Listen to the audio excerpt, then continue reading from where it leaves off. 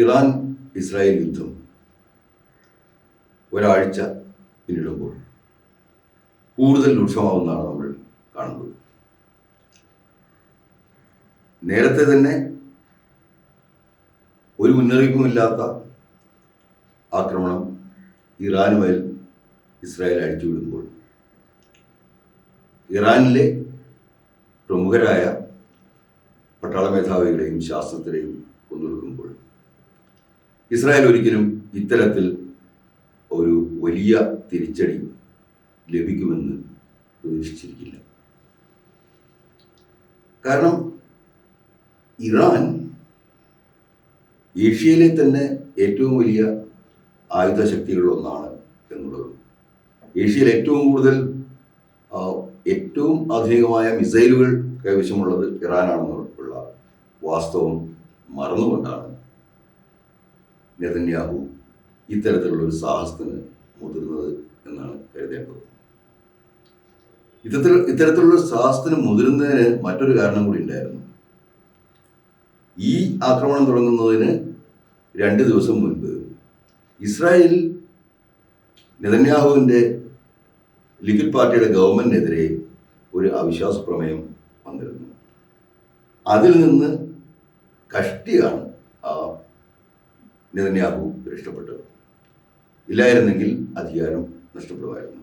അധികാരം നഷ്ടപ്പെടുന്നതോടുകൂടി നെതന്യാഹുവിനെ കാത്തിരിക്കുന്നത് പലതരത്തിലുള്ള വിചാരണകളാണ്. അപ്പോൾ ഈ യുദ്ധം ആരംഭിക്കേണ്ടത് നെതന്യാഹുവിൻ്റെ തന്നെ വ്യക്തിപരമായ ഒരു ആവശ്യം കൂടിയായിരുന്നു. അതിൽ പലസ്തീനിലെ വിഷയങ്ങളും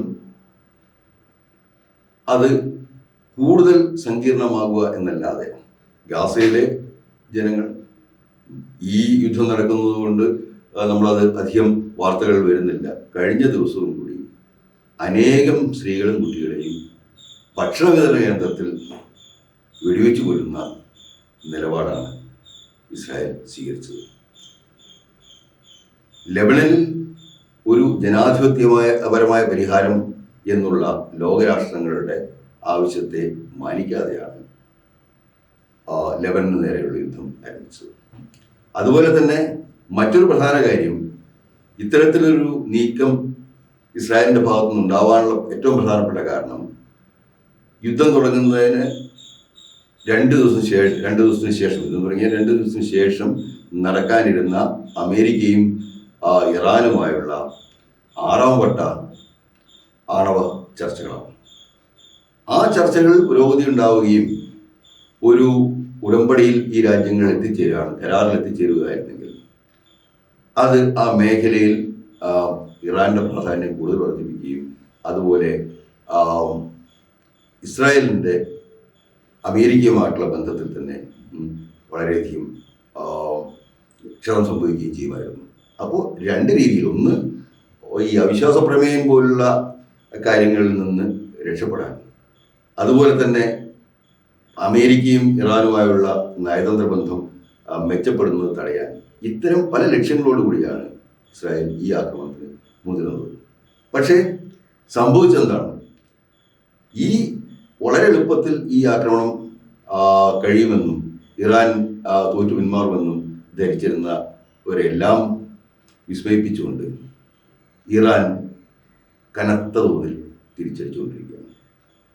ഇസ്രായേലിലെ അയൺ ഡോം സംവിധാനത്തെ എല്ലാം നിർവീര്യമാക്കിക്കൊണ്ട് ഇറാൻ്റെ ബാലിസ്റ്റിക് മിസൈലുകൾ ടെലവീവിലും അതുപോലെ കിഴക്കൻ മേഖലയിലുമൊക്കെയുള്ള ഇസ്രായേൽ പട്ടണങ്ങളിൽ പതിച്ചുകൊണ്ടിരിക്കുകയാണ്. ആളപായം ഉണ്ടാവുന്നുണ്ട്. വലിയൊരു ആശുപത്രി തന്നെ നിലംപൊത്തുന്ന അവസ്ഥയുണ്ടായി. യഥാർത്ഥത്തിൽ ഇത്തരം യുദ്ധങ്ങൾ കൊണ്ട് ഒന്നും തന്നെ നേടാനില്ല എന്നുള്ളതാണ് ഏറ്റവും പ്രധാനപ്പെട്ട കാര്യം. ഇത്തരം യുദ്ധങ്ങൾ ഒന്നും തന്നെ നേടുന്നില്ല. കാരണം നമുക്കറിയാം, നമ്മുടെ ഏഷ്യയിലെ സാഹചര്യം തന്നെ എടുത്താൽ അഫ്ഗാനിസ്ഥാനിൽ ഡോക്ടർ നജീബുള്ളയുടെ നേതൃത്വത്തിലുണ്ടായിരുന്ന ജനാധിപത്യ സർക്കാരിനെ പുറന്തള്ളാനായി, അത് കമ്മ്യൂണിസ്റ്റ് ആഭിമുഖ്യമുള്ള സർക്കാരാണെന്നുള്ളതിൻ്റെ പേരിൽ അതിനെ പുറന്തള്ളാനായിട്ടാണ് മത തീവ്രവാദികളുമായിട്ട് അമേരിക്ക കൈകോർക്കുന്നത്. അവസാനം താലിബാൻ അവിടെ അധികാരത്തിൽ വരികയും ആ രാജ്യത്ത് സംഭവിച്ചിട്ടുള്ള കാര്യങ്ങൾ നമ്മൾ കണ്ടതാണ്. അസ്ഥിരത നഷ്ടപ്പെട്ട ഒരു രാഷ്ട്രമായി മാറി. അതുപോലെ തന്നെ അത് കഴിഞ്ഞിട്ട് ലിബിയയിൽ, സിറിയയിൽ, ഇറാഖിൽ എല്ലാം സ്ഥിരതയുള്ള ഭരണകൂടങ്ങളെ ഇല്ലാതാക്കിക്കൊണ്ട് അസ്ഥിരമായ ഒരു കാലം സൃഷ്ടിക്കുകയും അങ്ങനെ ആ രാജ്യങ്ങളെല്ലാം തന്നെ തകർച്ചയിലേക്ക് പോവുകയും ചെയ്ത ഒരു സാഹചര്യമാണ് ഉണ്ടാക്കിയത്. ഇവിടെ എല്ലാം തന്നെ ഈ ഭരണാധികാരികൾ, ഇപ്പോൾ സദാം ഹുസൈൻ ആണെങ്കിലും അതുപോലെ ഗദ്ദാഫി ആണെന്നുണ്ടെങ്കിലും ബഷർ അസദ് ആണെന്നുണ്ടെങ്കിലും അവർ എല്ലാവരും ഏകാധിപതികളായിരുന്നു എന്ന് നമുക്ക് പറയാൻ സാധിക്കും. പക്ഷേ ഇറാഖ്, ലിബിയ, സിറിയ, അഫ്ഗാനിസ്ഥാൻ തുടങ്ങിയ രാജ്യങ്ങൾ വിവിധ ഗോത്ര മേഖലകളിൽ വാർലോഡ്സ് ആണ് അവിടെ കാര്യങ്ങൾ കൈകാര്യം ചെയ്യുന്നത്. ഈ സദ്ദാമിനും അതുപോലെ തന്നെ ഈ ഗദ്ദാഫിക്കൊക്കെ മുന്നുള്ള കാലങ്ങളിൽ ആ വാർലോഡ്സിനെ നിലക്ക് നിർത്തി രാജ്യത്തെ ഒന്നായി ഭരിക്കണമെന്നുണ്ടെങ്കിൽ ഇത്തരത്തിലുള്ള ഏകാധിപതിക്ക് മാത്രമേ അവിടെ സാധിക്കുകയായിരുന്നു. അതിപ്പോൾ കണ്ടു കഴിഞ്ഞു. ഇപ്പോൾ സദ്ദാം ഹുസൈൻ്റെ കാലത്ത് ഇറാഖ് വളരെയധികം പുരോഗമിച്ചുകൊണ്ടിരിക്കുന്ന രാജ്യമായിരുന്നു. അതേസമയം തന്നെ ഈ രാജ്യങ്ങളെല്ലാം തന്നെ ഇപ്പോൾ ഗദ്ദാഫി ആണെന്നുണ്ടെങ്കിലും അതുപോലെ സദ്ദാം ഹുസൈൻ ആണെന്നുണ്ടെങ്കിലും ബഷർ അസദ് ആണെന്നുണ്ടെങ്കിലും എല്ലാവരും ഗമാൽ അബ്ദുൽ നാസറിൻ്റെ, ഈജിപ്തിലെ ഗമാൽ അബ്ദുൽ നാസർ എന്ന വലിയ ഭരണാധികാരിയുടെ പാത ഒരു കാര്യത്തിൽ കൃത്യമായി പിന്തുടരുന്നു. ഇവരെല്ലാവരും തികച്ചും മതനിരപേക്ഷരായിട്ടുള്ള വ്യക്തികളായിരുന്നു.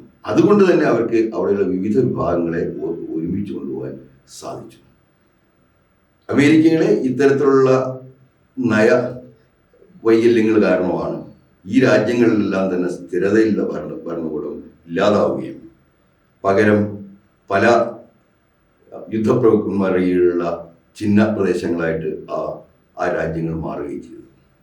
അത് യഥാർത്ഥത്തിൽ അമേരിക്കൻ കമ്പനികളുടെ കൊതി കൊണ്ട് അവർക്ക് ലാഭമാണോ ഉണ്ടായത്, നഷ്ടമാണോ ഉണ്ടായത് എന്ന് പരിശോധിച്ചാൽ നഷ്ടം തന്നെയാണ് ഉണ്ടായിരിക്കുന്നത്.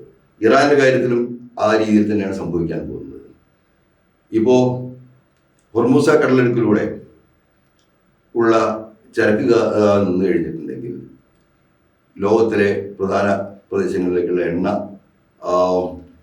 നീക്കം പൂർണ്ണമായിട്ടും നിലക്കും. എണ്ണ നീക്കം നിലക്കുന്നത് എല്ലാ രീതിയിലും എല്ലാ രാഷ്ട്രങ്ങളെയും ഒരുപോലെ ബാധിക്കുന്നു. അതുപോലെ ഇന്ത്യ അവിടെ ഇറാനിലെ ഒരു പ്രമുഖ തുറമുഖം വികസിപ്പിച്ചുകൊണ്ടിരിക്കുകയാണ്. ആ തുറമുഖത്തിന് വല്ല അപകടങ്ങൾ സംഭവിക്കുകയാണെന്നുണ്ടെങ്കിൽ നമുക്കാണ് നഷ്ടം വരുന്നത്. ഈ പ്രദേശത്തെ എല്ലാ രാജ്യങ്ങൾക്കും, UAE-ക്കായാലും അതുപോലെ തന്നെ ഇന്ത്യക്കായാലും ചൈനക്കായാലും അതുപോലെ ഈ ഏഷ്യ പസഫിക് മേഖലയിലുള്ള എല്ലാ രാജ്യങ്ങൾക്കും വലിയ തോതിൽ നഷ്ടം വരുത്തി വെക്കുന്ന, നീണ്ടു നിൽക്കുന്ന പ്രശ്നങ്ങൾ ഉണ്ടാക്കുന്ന ഒരു യുദ്ധത്തിലേക്കാണ് ഇപ്പോൾ ഇസ്രായേൽ എടുത്തിയാടിയിരിക്കുന്നത്. ഇറാൻ വലിയൊരു രാഷ്ട്രമാണ്. അവിടെ ഇറാന്റെ മുന്നിൽ ഇസ്രായേൽ വളരെ ചെറിയൊരു പ്രദേശം മാത്രമാണ്. ഇറാനെ ഫിസിക്കലായിട്ട് ഓക്യുപ്പൈ ചെയ്യുക അല്ലെങ്കിൽ ഇറാനെ ഫിസിക്കലായിട്ട് കീഴടക്കുക എന്നുള്ളത് സാധിക്കുന്ന ഒരു കാര്യമല്ല. പിന്നെ മറ്റൊരു പ്രധാനപ്പെട്ട കാര്യം, ഇന്നത്തെ ഇറാനിയൻ ഭരണകൂടത്തെ അട്ടിമറിയിലൂടെയോ അല്ലെങ്കിൽ ഇത്തരം യുദ്ധത്തിലൂടെ പരാജയപ്പെടുത്തി കഴിഞ്ഞാൽ മറ്റു രാജ്യങ്ങൾ സംഭവിച്ച തൊട്ടടുത്ത രാജ്യങ്ങളായിട്ടുള്ള ഇറാഖിലും സിറിയയിലും അതുപോലെ ഗദ്ദാഫിയുടെ രാജ്യമായിട്ടുള്ള ലിബിയയിലും ഒക്കെ സംഭവിച്ചു, അല്ലെങ്കിൽ അഫ്ഗാനിസ്ഥാനിൽ സംഭവിച്ചതുപോലെ ഇറാനിൽ ഒരു സ്ഥിരമായ ഭരണകൂടം സൃഷ്ടിക്കാൻ ആർക്കും സാധിക്കില്ല.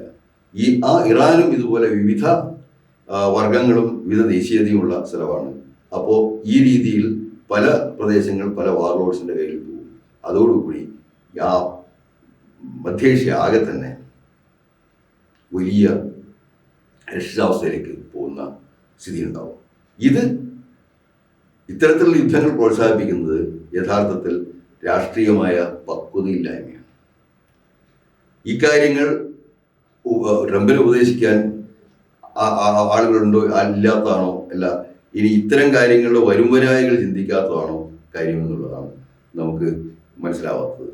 ഇത് യുദ്ധങ്ങൾ എന്നും മാനവരാശിയുടെ പുരോഗതിയെ അനേക വർഷങ്ങൾ പുറകിലേക്ക് നയിക്കാനും ജനങ്ങൾക്ക് ആവശ്യമില്ലാത്ത ഇസ്രായേലിലെ ജനങ്ങൾ സാധാരണ ജനങ്ങൾ അവർ സാധാരണ ജീവിക്കുന്ന ആശുപത്രിയിലാണ് പോകുകൊണ്ടിരിക്കുന്നത്. ആ സാധാരണ ജനങ്ങൾ അവരനുഭവിക്കുകയാണ്. അതുപോലെ ഇസ്രായേൽ ഗാസയിൽ ചെയ്തുകൊണ്ടിരിക്കുന്ന കാര്യങ്ങൾ ഒരു വലിയ ഒരു കൂട്ടക്കുരുതി തന്നെയാണ്. ഒരു തരത്തിൽ ജനസൈഡ് എന്ന് പറയാവുന്ന, വംശഹത്യ എന്ന് പറയാവുന്ന രീതിയിലുള്ള ആക്രമണങ്ങളാണ് അവിടെ ഇസ്രായേൽ നടത്തിക്കൊണ്ടിരിക്കുന്നത്. ആ രീതിയിൽ ലോകത്തെ ഒരു നരകമാക്കി മാറ്റുക എന്നുള്ളതാണ് ഇത്തരം യുദ്ധങ്ങളിലൂടെ സംഭവിക്കുന്നത്.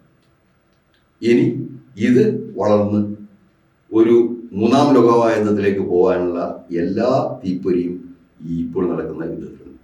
അമേരിക്ക ഇതിൽ ഇടപെടുകയാണെന്നുണ്ടെങ്കിൽ അടുത്തതായിട്ട് ഇറാന് വേണ്ടി ചൈനയോ അല്ലെങ്കിൽ റഷ്യയോ അത്തരം രാജ്യങ്ങൾ ഇടപെട്ടേക്കാം. ഇത് വീണ്ടും ഒരു ലോകമഹായുദ്ധത്തിലേക്ക് പോകാനുള്ള, മറ്റു രണ്ട് മഹായുദ്ധങ്ങളിലും രണ്ടാം ലോകമഹായുദ്ധത്തിൻ്റെ അവസാനത്തിൽ മാത്രമാണ് നമുക്ക് ഈ ആറ്റം ബോംബ് എന്ന് പറയുന്ന ഒരു വളരെ നശീകരണ ശേഷിയുള്ള ഒരു ആയുധം വന്നത്. ഇപ്പോൾ ആറ്റം ബോംബല്ല, ന്യൂക്ലിയർ ബോംബുകളാണ് വരുന്നത്. ഹൈഡ്രജൻ ബോംബുകൾ, ന്യൂക്ലിയർ ബോംബ്. ഇത് ഈ ആറ്റം ബോംബിൻ്റെ പരിഷ്കരിച്ച വേർഷൻസ് ഉണ്ട്. അവ പ്രയോഗിക്കപ്പെടുകയാണെന്നുണ്ടെങ്കിൽ അത് ആ രാജ്യങ്ങളിലോ അല്ലെങ്കിൽ ആ പ്രദേശങ്ങളിലോ മാത്രം ഒതുങ്ങിക്കില്ല. ലോകത്തിൻ്റെ മൊത്തം പ്രകൃതിക്കും അത് വലിയ പ്രശ്നങ്ങൾ സൃഷ്ടിക്കും. അതിൻ്റെ ആഘാതത്തിൽ നിന്ന് രക്ഷ നേടാൻ ചിലപ്പോൾ മനുഷ്യരാശിക്ക് കഴിഞ്ഞില്ലെന്ന് വരും.